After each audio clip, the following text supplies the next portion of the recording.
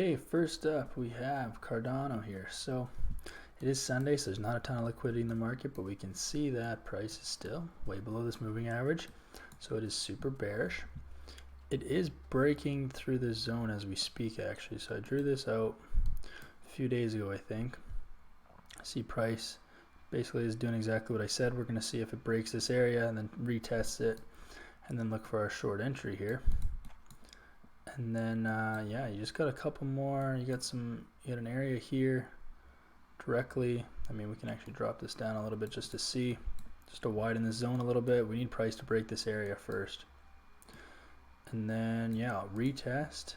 Let's see, everything else looks good. You got its price is way below the 4-hour moving average, way below the 1-hour moving average, so that's good. You got lower lows, lower highs, so price is definitely trending down consistently. Now we just need to break this area and retest, so delete these for right now. And then yeah, everything still holds. I mean, there is a zone here though that we do have to be mindful of. So but you can see what's happening is that price has actually printed a zone, this zone here, above this one. So it might not respect this one as much because it's created a new one. So, and now, but we'll delete this for now, so we don't need it. You can see price broke below this area and has held really well. So this is a nice zone now to the downside to protect us. And then this one broke, so we can delete that. But I do want to see if there's any area. Yeah, no, not much. So yeah, our main thing that we're just waiting for is price to break this area here.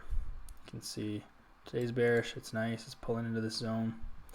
Can even shrink this zone up a little bit just to catch these wicks here. Yeah, we need this price. We need the zone to break, and that's all we're waiting for. Then we're looking for a nice short all the way down to 25 here, 25 cents. So. But this is a very significant zone. I don't know if it'll break this area. I mean, we will see, but got 11 hours left on this candle, so maybe we'll just have to wait and see how it closes. But as far as the weekly goes, I mean, well, this weekly's actually, this is a little iffy because last week is super bearish, and then this week so far, came down, but it's pulled back heavily. So we don't know. It's kind of printing a doji type candle here, so we don't know if it's going to break lower after this. You can see that there's weekly support here, so that's a weekly area that we have to be mindful of, which is what I drew before here, this zone here with these wicks. But so I mean, this is going to, once price breaks this area, this is where it's going to have a real issue, breaking most likely. But like the structure is still there, the bear structure is still there, so you do have like lower lows, lower highs. You can see on this daily, it's moving accordingly. So all we can really do is wait and see if it breaks the zone. It does seem to be respecting it pretty well, but the more times price touches a zone, the more likely it is to break it and not respect it. So, but yeah, this is still my trade I'm waiting for, guys. So we'll just see.